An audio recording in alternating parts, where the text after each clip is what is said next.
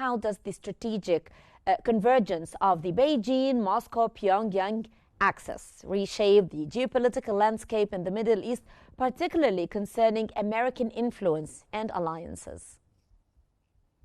Good morning, and thank you very much for having me. Always a pleasure. Of course, Beijing, Moscow, Pyongyang, so-called axis at this very time is obviously sending a very clear message, not only on the international level, if you want to counterweight the American influence, but at the same time, and speaking about here the Middle East to address your question, at this very particular time with mounting pressure against Iran and the looming effects of the snap-back sanctions on Tehran, that axis is sending a very clear message to Washington that it's not only like politically backing and counterweighting, as I mentioned, the American influence on the international stage, but also countering its influence, if you will, in the Middle East.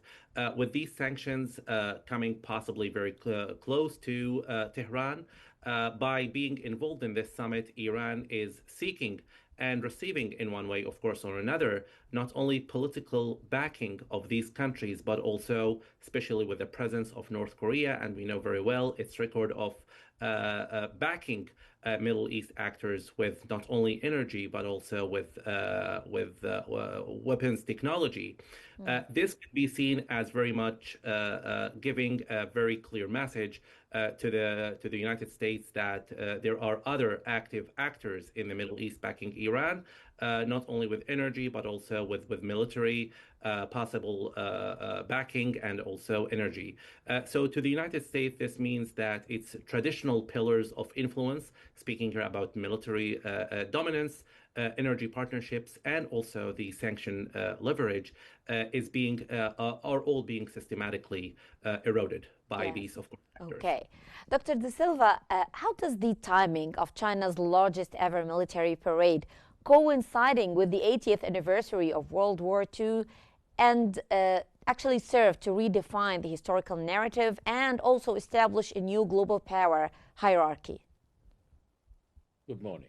Good morning to you. Yes, I think more than the military parade, the most important thing that happened was the meeting of the Shanghai Cooperation Organization, where, apart from North Korea being an irritant to the American side, the Chinese president Xi Jinping made it very clear that they want to set the tone for a new world order without the hegemony of the US.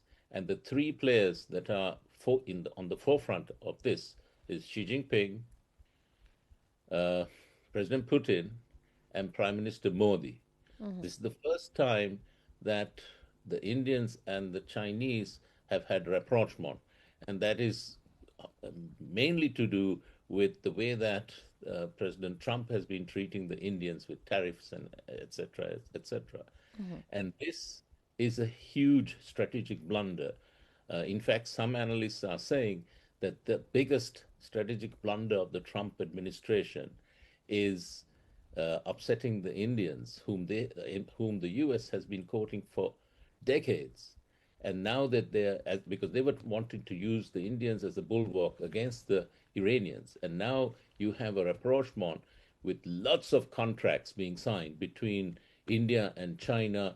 The relations are being normalized, and this is a much bigger problem than having North Korea support Iran or getting involved in the Middle East. And actually, the Chinese don't need the North Koreans to get involved. They've recently sold J-10C, aircraft for air cover to the Iranians, and also have given anti-aircraft missiles, which have all been moved since the 12-day conflict that Israel initiated. Okay. So there are a lot of things that are happening. Yes. Dr. Heleni, given the escalating tensions in the South China Sea, how does China's military modernization showcased in its parade directly impact the security calculations of U.S. and its partners in the Gulf region, in the Middle East?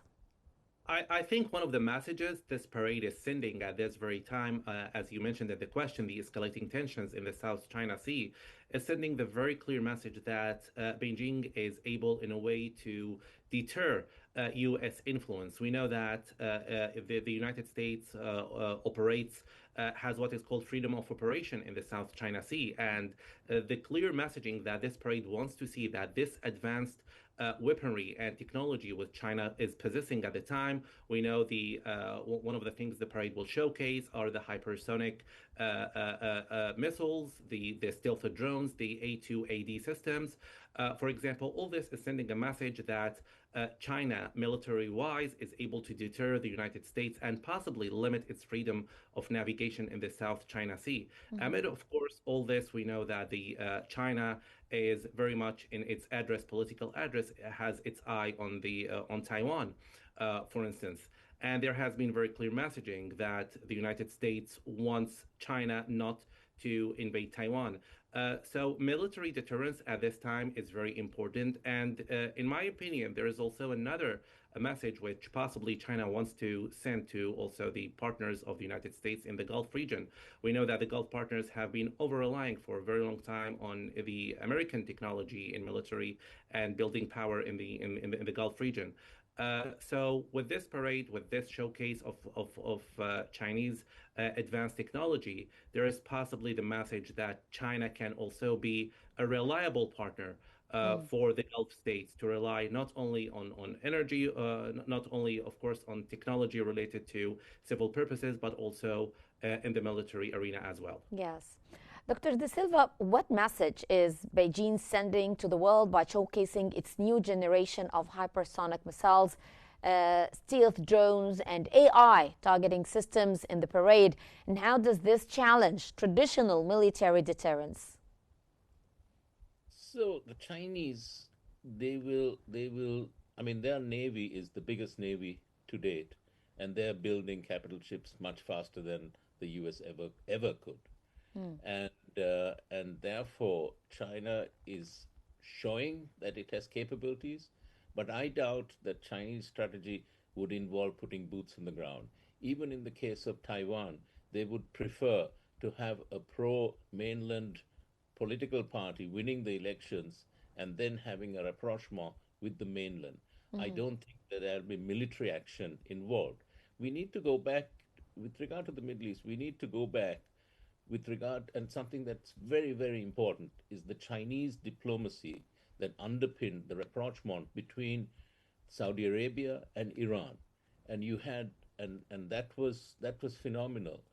And you had the Saudis and the Iranians meeting each other. The Saudi defense minister went to Tehran, and these are things that have happened, and the Western press is not paying attention to that, but that is phenomenal. The other important thing is that Saudi Arabia, India, and others are going to be paying for crude oil, buying and selling in their own currencies or in renminbi, which is also supplanting the US dollar as the main currency for oil and gas transactions. So there are things that have happened which cannot be undone by the US and whatever President Trump may say in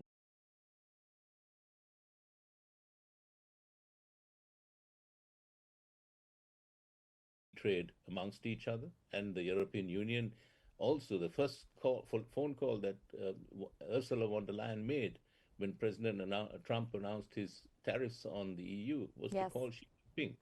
So there's a new wind blowing in the global arena.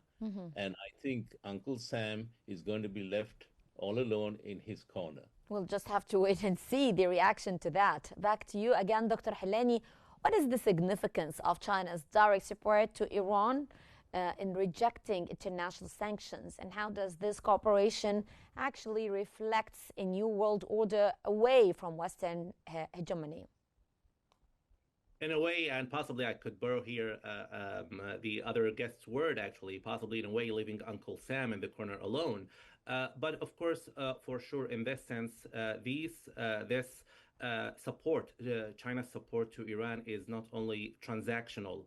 Actually, it's trying to give some kind of challenge to the United States sanction regime in a sense. As we know, the economic influence and dominance of the United States, of course, internationally has been in many times emphasized through the sanctions regime. And Tehran, as we know, is undergoing the most severe sanction regime ever in history, as many people say.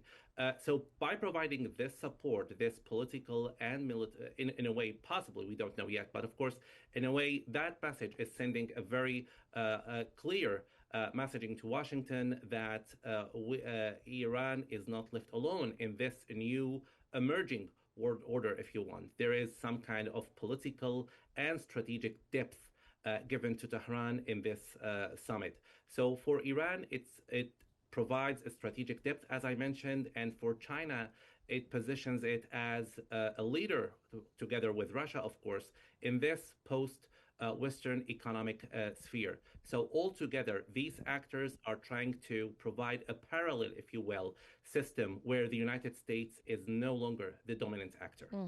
Definitely.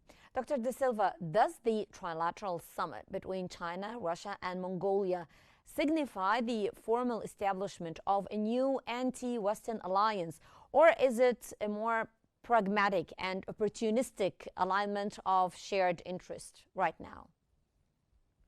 Actually, that is kind of, cleaning up house and old issues. Actually, Mongolia is transferring a large swath of territory back to the Chinese.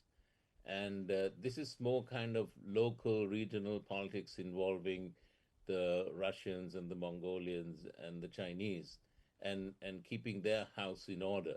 And I don't think that has anything to do with the United States. It's the other issues of setting up a new world order that is more of a threat, in a sense, to the hegemony of the United States. Yes. And don't forget the population wise, the Chinese and the Indians getting together, they Definitely. dwarf everybody else. Huge And force. the U.S. population is just only like, or the trade is it's only 4%, a little over 4%.